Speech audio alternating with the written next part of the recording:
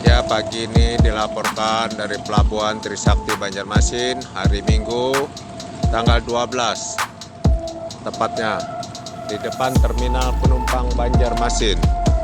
Persiapan dari tim rekan-rekan Basarnas dan dibantu Rescue 911 Banjarmasin mempersiapkan peralatan untuk mengadakan penyelaman di Sungai Martapura, yang dimana TKP-nya di Sungai Martapura. Satu buah truk yang jatuh dan diperkirakan 2 orang penumpang lagi yang belum diketemukan. Ya, situasi dan kondisi terkini perihal tenggelam atas 1033 di Pelabuhan Trisakti. Jadi untuk kalau masih tahap pencarian oleh pihak Polairut dan peserta Basarnas. Nah, itu di TKP. Dari informasi 16 TKP di TKP.